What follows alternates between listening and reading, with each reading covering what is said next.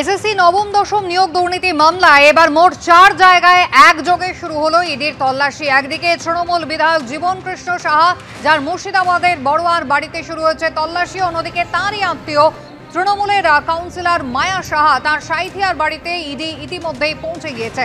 কথা বলবো, প্রকাশ সিনহা রয়েছেন আমাদের সঙ্গে। প্রকাশ, বিস্তারিত জানতে চাইবো এই জীবন কৃষ্ণ সাহা যিনি গ্রেফতার হয়েছিলেন, জামিনে মুক্ত হন, তার বাড়ি এবং তার আত্মীয়ের বাড়িতে একযোগে শুরু হলো তল্লাশি। না দেখো কুসুমিতা, তো মনে থাকবে যে জীবন কৃষ্ণ সাহী সেই ব্যক্তি যার বিরুদ্ধে যে অভিযোগ সিবিআই তরফে আনা হয়েছিল যে তিনি কিন্তু নিজের মোবাইল ফোন পুকুরে ফেলে দিয়েছিলেন, ছুঁড়ে ফেলে দিয়েছিলেন এবং প্রায় 2 দিন ধরে তল্লাশি অভিযানের পর সেই মোবাইল ফোন সেখান থেকে বাজেয়াপ্ত করেছিল সিবিআই। তারপর তাকে গ্রেফতার করা এবং একাধিক অভিযোগ সামনে এনে তার বিরুদ্ধে সিবিআই ইতিমধ্যে চার্জশিট শুরু করেছে। কিন্তু আজকে আমরা দেখতে পাচ্ছি যে আজকে সকাল থেকে ইডি আধিকারিকরা জীবন কৃষ্ণ সাহা এবং তার আত্মীয়দের বাড়িতে, তার অ্যাসোসিয়েটদের বাড়িতে পৌঁছে গেছে। মুর্শিদাবাদ এবং বীরভূম জেলায় তারা রয়েছে মোট 4টি জায়গা, যেটা ইডি সূত্রের খবর।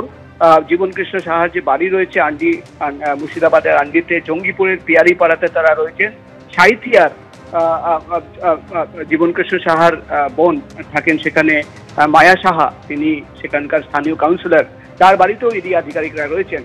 অর্থাৎ আজকে সকাল থেকেই এসএসসির যে নবম দশম মামলা, যে মামলার তদন্ত করার জন্য আলাদা করে সিবিআই একদিকে, অন্যদিকে ইডি আধিকারিকরা এফআইআর করেছিলেন, সেই মামলায় কিন্তু আজকে সকাল থেকে ইডি আধিকারিকরা তৎপর এবং একসঙ্গে একযোগে 4টি জায়গায় 2টি জেলায় তল্লাশি অভিযান চলছে। বীরভূম এবং মুর্শিদাবাদ জেলায় তারা রয়েছেন এবং একসঙ্গে জীবন কৃষ্ণ সাহার যে ইনভলভমেন্ট সেটা নিয়ে তদন্ত চলছে, যেটা প্রাথমিকভাবে ইডি আধিকারিকরা দাবি করছেন যে সিবিআই এর যে চার্জশিট সেখানে কিন্তু তুমি জানো একাধিক অভিযোগ ছিল। তোমার মনে থাকবে যে ক্যান্ডিডেট লিস্ট থেকে শুরু করে তার মোবাইল ফোন থেকে সিবিআই এর দাবি যে টাকার লেনদেনের তথ্য পাওয়া গেছিল, ক্যান্ডিডেটের লিস্ট পাওয়া গেছিল, কত ক্যান্ডিডেটদের বেআইনিভাবে চাকরি দেওয়া হয়েছিল, চাকরি বিক্রি করা হয়েছিল, সেই তথ্য মোবাইল ফোন থেকে পাওয়া গেছিল এবং সেই বিতর্কিত যে অভিযোগ যে তিনি মোবাইল ফোন ছুঁড়ে ফেলেছিলেন সেখান থেকে একাধিক তথ্য সামনে আসে।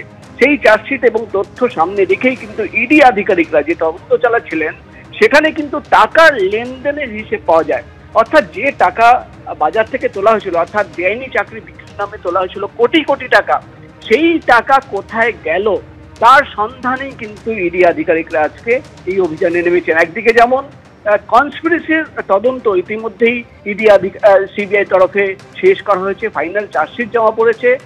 এবার কিন্তু ইডি আধিকারিকরা এই টাকার লেনদেন কিভাবে হয়েছিল, সেই টাকা কোথায় গেল, মানি লন্ডারিং কিভাবে হয়েছিল, কোটি কোটি টাকা কোথায় পৌঁছে গেছে, এই সমস্ত তথ্য জানার জন্য আজকে সকাল থেকে একযোগে 4টি জায়গায় জীবন কৃষ্ণ সাহা, তার আত্মীয়দের বাড়িতে, তার অনুগামীদের যারা ক্লোজ অ্যাসোসিয়েট রয়েছে তাদের বাড়িতে একসঙ্গে তল্লাশি অভিযান চলছে। তল্লাশি অভিযান শেষ হওয়ার পরেই কিন্তু আমরা জানতে পারবো যে এই তল্লাশি অভিযানে কি তথ্য সামনে আসলো।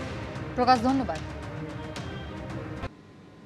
একই ব্যক্তির নামে ভারত এবং বাংলাদেশ দু দেশেরই পরিচয়পত্র, আর ওই একই ব্যক্তির নামে 2 দেশের পরিচয়পত্রের ছবি পোস্ট করে তীব্র আক্রমণ শানালেন কেন্দ্রীয় শিক্ষা প্রতিমন্ত্রী সুকান্ত মজুমদার। যদিও ওই ব্যক্তির পরিবারের দাবি তিনি ভারতীয়, বাংলাদেশের পরিচয়পত্র কিভাবে তৈরি হলো তা তারা জানেন না। ভোটার তালিকায় বিশেষ সংশোধন ঘিরে উত্তাল দেশের রাজনীতি। একদিকে ভোটে কারচুপির অভিযোগে সরব বিরোধীরা, পাল্টা অনুপ্রবেশ ইস্যুকে হাতিয়ার করে সুর চড়াচ্ছে বিজেপি। এই আবহে রাজ্যে একের পর এক বাংলাদেশের গ্রেফতারি ঘিরে চড়ছে পারদ। এর মধ্যে সোশ্যাল মিডিয়ায় এক ব্যক্তির বাংলাদেশি ও ভারতীয় পরিচয়পত্রের ছবি পোস্ট করে তীব্র আক্রমণ শানিয়েছেন কেন্দ্রীয় শিক্ষা প্রতিমন্ত্রী সুকান্ত মজুমদার। দক্ষিণ দিনাজপুরের কুমারগঞ্জের বাসিন্দা রাজ্জাক সরকার। কয়েক বছর আগে তিনি বাংলাদেশে বিয়ে করেন।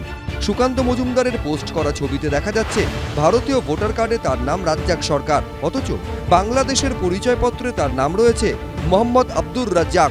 ঠিকানা পশ্চিম কাটাবাড়ি, রংপুর। বলতে পারবো না যে কে ওইখানে কি করে কার্ডটা তৈরি করছে, কিভাবে হয়েছে ওটা আমি বলতে পারবো না। এই জিনিসটা হয়তো ওইখানে এখন কম্পিউটার যুগ যেভাবে হয়ে গেছে হাসানোর জন্য।